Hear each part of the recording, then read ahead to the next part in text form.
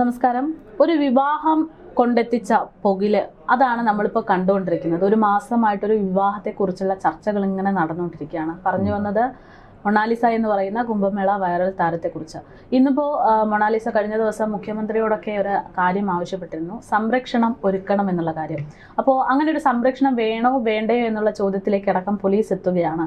എന്താണ് യഥാർത്ഥത്തിൽ ഈ ഒരു വിവാഹത്തിന് പുറകിൽ നടക്കുന്നത്? ഒരുപാട് ആരോപണങ്ങൾ നിലവിലുണ്ട്. അതായത് മൊണാലിസയെ ആരോ ഇങ്ങോട്ടേക്ക് എത്തിച്ചതാണ്, അല്ലെങ്കിൽ അവളെ കരുവാക്കി കേരളത്തെ നശിപ്പിക്കാൻ വേണ്ടി ആരൊക്കെയോ പ്രവർത്തിക്കുന്നുണ്ട് എന്ന തരത്തിൽ പലതരത്തിൽ ആരോപണങ്ങളാണ് ഇതിന് പുറകിലുള്ളത്.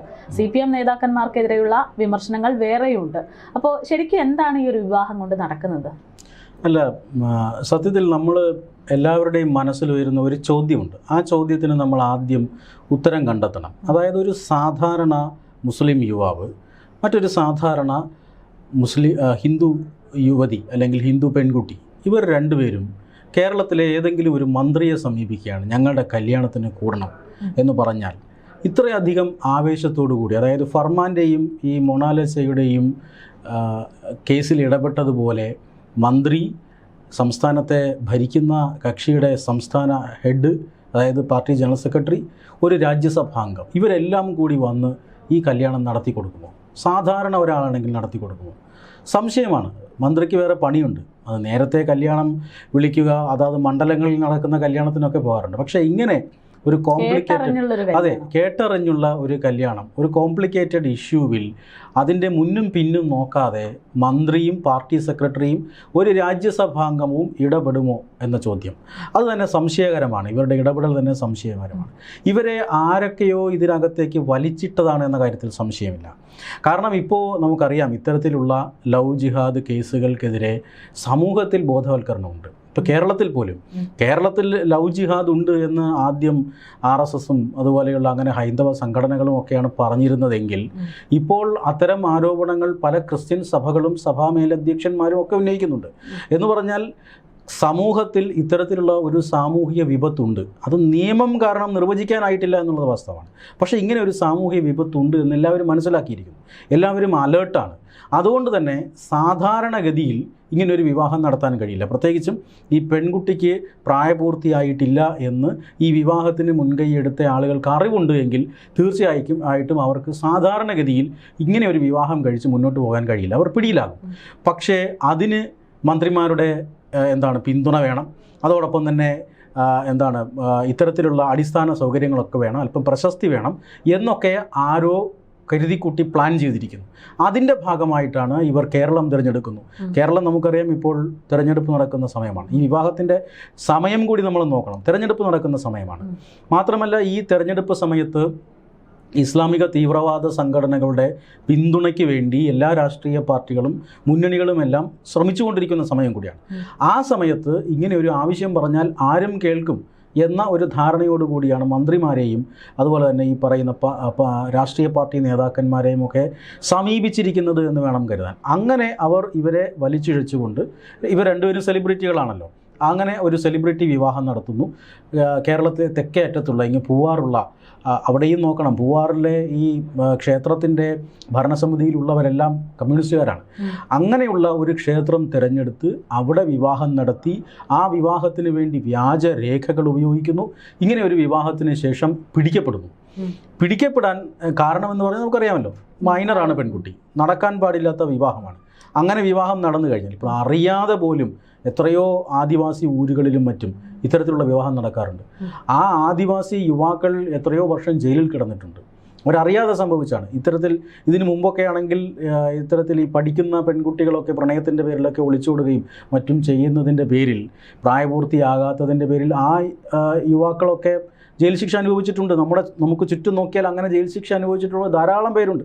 ഒരു പരിധി വരെ അവർ നിരപരാധികളാണ്. അറിയാതെയാണെന്ന് പറയാൻ പറ്റില്ല. കാരണം എന്താണെന്ന് വെച്ചാൽ ഈ ഒരു പ്രശ്നം ഉണ്ടാകുന്നത് ആ പിതാവ് ഇവരെ നാട്ടിലേക്ക് കൊണ്ടുപോകുന്നു എന്ന് പറഞ്ഞ് പോലീസ് സ്റ്റേഷനിലേക്ക് വരുന്ന സമയത്താണല്ലോ. ആ സമയത്ത് പോലീസ് സ്റ്റേഷനിലെത്തി പരാതി നൽകിയതിനു ശേഷം എല്ലാവരും ചേർന്ന് വിവാഹം നടത്തിയ സമയത്ത് ഈ പെൺകുട്ടിയുടെ അമ്മ പറയുന്നുണ്ട്, അച്ഛൻ പറയുന്നുണ്ട്, തൻ്റെ മകൾ പ്രായപൂർത്തിയായിട്ടില്ല എന്ന്. അതായത് സ്വന്തം കുട്ടിയുടെ വയസ്സ് എത്രയെന്ന് കൃത്യമായിട്ട് അറിയുന്നവരാണ് അവര് പറഞ്ഞിട്ട് അവരുടെ വാക്കിന് തള്ളിക്കൊണ്ടാണ് ഈ ഒരു സർട്ടിഫിക്കറ്റ് കാണിച്ചുകൊണ്ട് ഈ നേതാക്കന്മാരൊക്കെ രംഗത്തേക്ക് വരുന്നത്.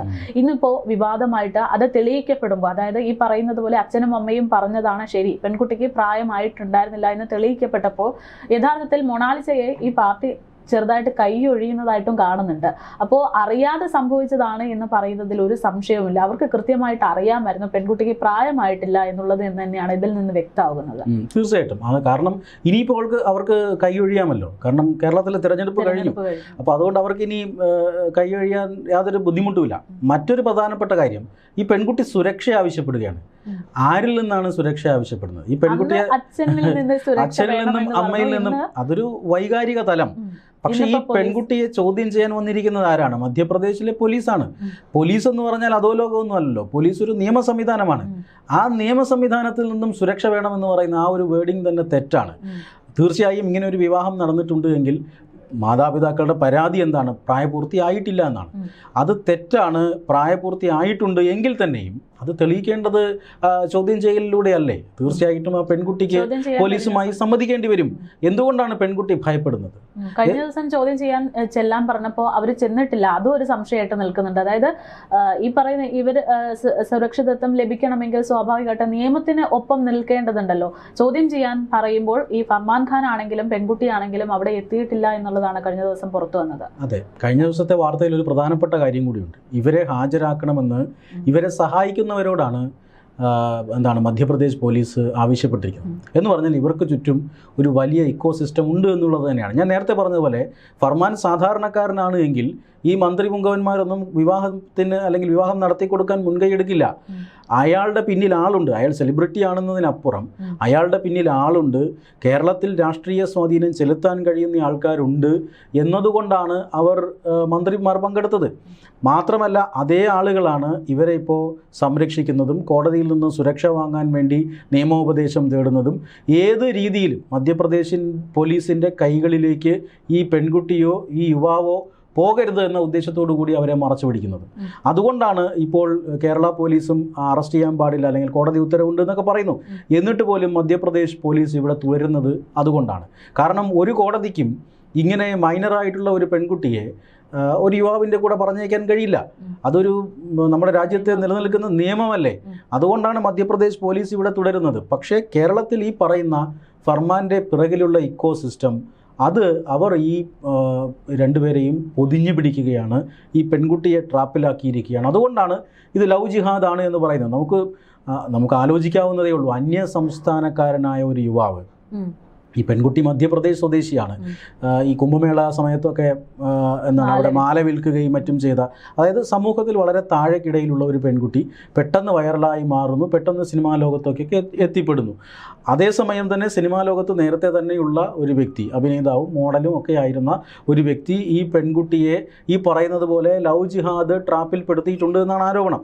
തീർച്ചയായിട്ടും ആ ആരോപണം ശരിയാണ് എങ്കിൽ തീർച്ചയായും ഇത് ഗുരുതരമായ കുറ്റകൃത്യമാണ്. പ്രത്യേകിച്ചും ഈ പറയുന്നത് പോലെ രേഖകൾ കെട്ടിച്ചമച്ചതാണ്. മാതാപിതാക്കളുടെ കയ്യിൽ രേഖകളുണ്ട്, പക്ഷേ കുട്ടിയുടെ കയ്യിലും രേഖകളുണ്ട്.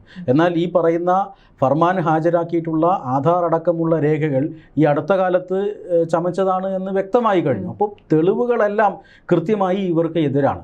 അതുകൊണ്ട് തന്നെ നിയമത്തിന് അതീതമായ ചില പ്രവർത്തനങ്ങൾ നടത്താൻ ഫർമാനും അതുപോലെ തന്നെ ഫർമാൻ ഖാന്റെ പിറകിലുള്ള ആളുകളും ശ്രമിക്കുന്നു എന്നുള്ളതാണ്. ഈ പെൺകുട്ടി അറിയാതെ ഇരയായി പോയി എന്ന് വേണമെങ്കിൽ നമുക്കിതിനെ വിശേഷിപ്പിക്കാം അല്ലേ? അല്ല, പെൺകുട്ടി നിയമപരമായി നോക്കിയാൽ ഈ പെൺകുട്ടിയുടെ സമ്മതത്തിന് ഇവിടെ ഒരു പ്രസക്തിയുമില്ല.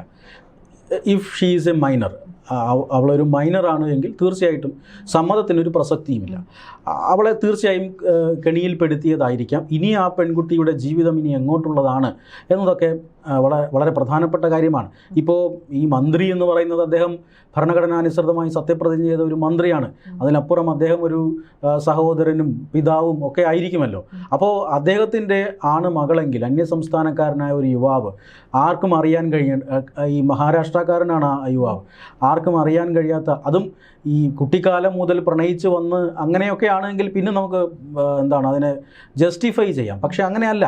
1 വർഷം കൊണ്ട് സമൂഹ മാധ്യമങ്ങളിലൂടെ പരിചയപ്പെട്ട് പിന്നീട് ആ പരിചയം 1 വർഷത്തിനുള്ളിൽ തന്നെ വിവാഹമായി മാറുന്നു. പിന്നിൽ രാഷ്ട്രീയ സ്വാധീനമുള്ള കുറേയധികം ആളുകൾ കേരളത്തിലെത്തി മന്ത്രിമാരെ പോലും പങ്കെടുപ്പിച്ചുകൊണ്ട് വിവാഹം നടത്തുന്നു. തീർച്ചയായും മാതാപിതാക്കൾ ഞെട്ടിപ്പോവില്ലേ? സാധാരണക്കാരായ മാതാപിതാക്കളല്ലേ, സമൂഹത്തിൻ്റെ ഏറ്റവും താഴെത്തട്ടിൽ ജീവിക്കുന്നവരുടെ ഒരു കുടുംബമല്ലേ അത്? തീർച്ചയായും അവർ ഞെട്ടിപ്പോയിട്ടുണ്ടാവും. അവരുടെ പരാതി മധ്യപ്രദേശ് പോലീസിന് കിട്ടിയിട്ടുണ്ടാവും. ആ പരാതി അനുസരിച്ചിട്ടുള്ള ലീഗൽ പ്രൊസീഡിങ്സ് ആണ്, നിയമപരമായ കാര്യങ്ങൾ ചെയ്യുന്നതിൽ നിന്ന് എന്തിന് ആ സംഘത്തെ അല്ലെങ്കിൽ പോലീസ് സംഘത്തെ തടസ്സപ്പെടുത്തണം? തീർച്ചയായിട്ടും മന്ത്രിമാർ ഒരുപക്ഷെ അവർക്ക് അറിവില്ലാതെ ആയിരിക്കാം, പെൺകുട്ടി പ്രായപൂർത്തിയായതാണ് എന്ന് തെറ്റിദ്ധരിച്ചുകൊണ്ടായിരിക്കാം അവർ വിവാഹത്തിൽ പങ്കെടുത്തത്. അവർക്ക് ഇപ്പോഴും തെറ്റിദ്ധരുത്താനുള്ള അവസരമുണ്ട്. അവർ തീർച്ചയായും ഈ പെൺകുട്ടിയെ പോലീസ് സംഘത്തിൻ്റെ അടുത്തെത്തിച്ച് തെളിവെടുപ്പ് പൂർത്തിയാക്കി ഈ കാര്യത്തിൽ കാര്യക്ഷമമായ അന്വേഷണത്തിന് സഹകരിക്കുകയാണ് വേണ്ടത്. അല്ലാതെ പെൺകുട്ടിയെ മറച്ചു പിടിക്കുകയല്ല, പോലീസ് സംഘത്തെ നിയമത്തിൽ നിന്നും മാറ്റി നിർത്തുകയല്ല ചെയ്യേണ്ടത്. ആ രീതിയിൽ കേരളത്തിലെ ഈ പറയുന്ന ഇടത് രാഷ്ട്രീയം തീവ്രവാദ ശക്തികളുമായി സന്ധി ചേർന്നിരിക്കുന്നു. അവർ ചെയ്യുന്നതിനപ്പുറം തീവ്രവാദമാണ് ഇപ്പോൾ ഈ ചെയ്യുന്നത് എന്ന് നമുക്ക് പറയേണ്ടി വരും. കാരണം ലവ് ജിഹാദിൻ്റെ ചൂട്ടുപിടിക്കുക അല്ലെങ്കിൽ ലവ് ജിഹാദിന് ഒത്താശ ചെയ്യുക എന്നതിൻ്റെ പേരിൽ അവർ ചെയ്യുന്നത് വലിയ കുറ്റകൃത്യമാണ്. ഈ രാജ്യത്തെ നിയമ സംവിധാനങ്ങളെ അട്ടിമറിക്കുകയാണ് അവർ ചെയ്യുന്നത്. അതാണ് ഈ ഏറ്റവും പ്രധാനപ്പെട്ട കാര്യം. ഈ പറയുന്നത് പോലെ ഈ പെൺകുട്ടിക്ക് വിദ്യാഭ്യാസം എന്ന് പറയുന്നത് സ്വാഭാവികമായിട്ടും നമുക്കറിയാൻ കുറവാണ് എന്ന്. അപ്പോൾ ആ പെൺകുട്ടിയുടെ ഇത്തരത്തിലുള്ള ഒരുപാട് മൈനർ പോയിന്റ്സ് മനസ്സിലാക്കിക്കൊണ്ടാണോ അവളെ മുന്നോട്ടേക്ക് കൊണ്ടുവന്നത്, അല്ലെങ്കിൽ ഇങ്ങനെ കൊണ്ട് ഇരുത്താൻ പറ്റിയ, അല്ലെങ്കിൽ നമുക്ക് വേണ്ട രീതിയിൽ കരുവാക്കാൻ പറ്റിയതാണ് എന്ന് മനസ്സിലാക്കിക്കൊണ്ടാണോ ഇറക്കിയതെന്നുള്ളൊരു സംശയമുണ്ടല്ലോ. തീർച്ചയായും അത് നമുക്കറിയാമല്ലോ. ഇപ്പോൾ ഈ തീവ്രവാദ ആശയങ്ങൾ ഇന്ന് ലോകത്തിൽ അതിവേഗത്തിൽ പ്രചരിപ്പിക്കപ്പെടുന്നത്, തീവ്രവാദ ആശയങ്ങളിലേക്ക് യുവാക്കൾ ആകൃഷ്ടരാകുന്നത്, അവരെ തീവ്രവാദ സംഘടനകളിലേക്ക് റിക്രൂട്ട് ചെയ്യുന്നത്, ഇതെല്ലാം ഇപ്പോൾ ഓൺലൈനാണ്, എല്ലാം ഇൻ്റർനെറ്റിലൂടെയാണ് നടക്കുന്നത്. അപ്പോൾ ഇത്തരത്തിലുള്ള ആളുകളെ സ്വാധീനിക്കാൻ കഴിയുന്ന ഒരു വ്യക്തിയാണ് വൈറലായിട്ടുള്ള പെൺകുട്ടി. ആ പെൺകുട്ടിയെ റാഞ്ചിയെടുക്കാൻ ശ്രമിച്ചാൽ, അല്ലെങ്കിൽ ആ പെൺകുട്ടിയെ എടുക്കുന്നതിൽ വിജയിച്ചാൽ തീർച്ചയായിട്ടും അവർക്ക് നാളെ അതൊരു അസറ്റാണ്.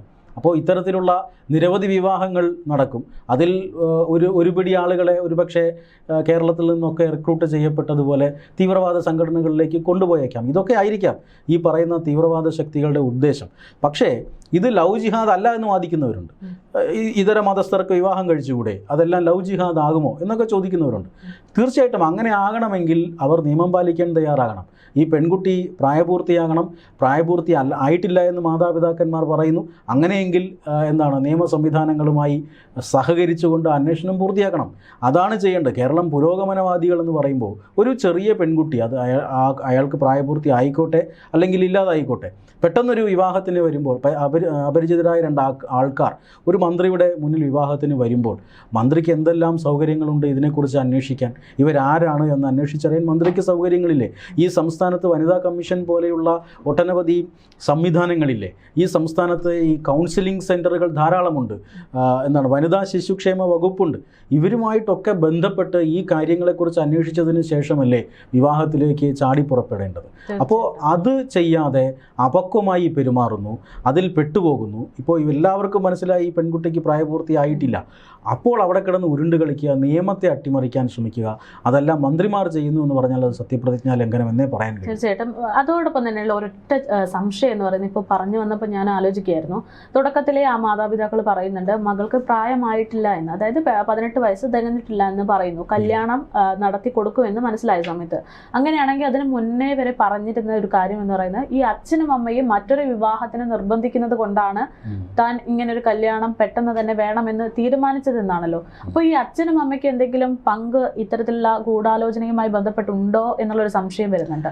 അല്ല, തീർച്ചയായും അച്ഛനും അമ്മ നമ്മുടെ നാട്ടിലൊക്കെ സംഭവിക്കുന്നതാണല്ലോ. അച്ഛനും അമ്മയ്ക്കും ഇഷ്ടമില്ലാത്ത ഒരു വിവാഹം, ആ വിവാഹം പെൺകുട്ടിയെ അടിച്ചേൽപ്പിച്ചാൽ പെൺകുട്ടി ഒരുപക്ഷെ അതിനനുസരിച്ച് എന്ന് വരില്ല. താൻ പ്രേമിക്കുന്നയാളോടൊപ്പം ഒളിച്ചോടി പോയേക്കാം. പക്ഷേ പ്രായപൂർത്തിയാകാത്ത ഒരു പെൺകുട്ടിക്ക് അതിന് പറ്റില്ല. പ്രായപൂർത്തിയാകാത്ത ഒരു പെൺകുട്ടിയെ ആ രീതിയിൽ അച്ഛനും അമ്മയും മറ്റൊരു വിവാഹത്തിന് നിർബന്ധിക്കുന്നു എന്നതിൻ്റെ പേരിൽ തീർച്ചയായും ആ യുവാവിന് രക്ഷപ്പെടാൻ കഴിയില്ല. അത് തീർച്ചയായും രക്ഷപ്പെടാൻ വേണ്ടി പറയുന്ന കാര്യങ്ങളാണ്. അതിന് ഉപരിയായി നിയമ സംവിധാനം, ഇപ്പോൾ മധ്യപ്രദേശ് പോലീസിൻ്റെ കയ്യിലൊരു പരാതിയുണ്ട്, അവരെ FIR ഇട്ടിട്ടുണ്ട്. ആ FIRുമായി അവർ ഇവിടെ വന്നിരിക്കുകയാണ്. ആ കേസിൽ പ്രതിയായിട്ടുള്ളവരെ ഹാൻഡ് ഓവർ ചെയ്യുക എന്നുള്ളതാണ് പരമപ്രധാനമായി ചെയ്യേണ്ടത്. മന്ത്രിമാർ ഇടപെട്ടിട്ടില്ലായിരുന്നുവെങ്കിൽ ഓക്കെ, പക്ഷേ മന്ത്രിമാർ ഇടപെട്ട സ്ഥിതിക്ക് അവരുടെ ഉത്തരവാദിത്വം അവർ കാണിക്കണം. അവർ ഈ പറയുന്ന ആളുകളെ പോലീസിന് മുന്നിൽ ഹാജരാക്കണം, മറ്റ് അന്വേഷണ സംവിധാനങ്ങളുമായി സഹകരിക്കണം. മറ്റൊരു വിവാഹത്തിന് നിർബന്ധിക്കുന്നുവെങ്കിൽ തീർച്ചയായും അതിൽ നിന്ന് രക്ഷപ്പെടാൻ നിയമസഹായം പെൺകുട്ടിക്ക് തേടാം. അത് കേരളത്തിൽ മാത്രമല്ല, മധ്യപ്രദേശിലും അതിനുള്ള സൗകര്യങ്ങളുണ്ട്. അവിടെ വനിതാ ശിശുക്ഷേമ വകുപ്പ് അടക്കം എല്ലാ സംവിധാനങ്ങളും അവിടെയുണ്ട്. ആ സംവിധാനങ്ങളിലൂടെയൊക്കെ അവർക്ക് അവരുടേതായ നിയമപരിരക്ഷ നേടാവുന്നതേ ഉള്ളൂ. പ്രത്യേകിച്ചും വൈറലായ ഒരു പെൺകുട്ടിയാണ്, പ്രസിദ്ധയായ ഒരു പെൺകുട്ടിയാണ്. പക്ഷേ അതിൽ നിന്നൊക്കെ മറച്ചു പിടിക്കുന്നത് സംശയകരമാണ്. ഈ പറയുന്ന ഫർമാനിൻ്റെ പിന്നിലുള്ളവർ അവർ ഈ പറയുന്ന ലവ് ജിഹാദിനെ പ്രോത്സാഹിപ്പിക്കുന്നവരാണ്. ലവ് ജിഹാദിനെതിരെ സമൂഹം കുറച്ചുകൂടി അലർട്ടാണ് എന്നുള്ളത് കൊണ്ട് തന്നെ സമൂഹത്തിലെ ഉന്നതരെ സ്വാധീനിച്ച് അത് നേടിയെടുക്കാനുള്ള ശ്രമമാണ് ഇവിടെ നടക്കുന്നത്.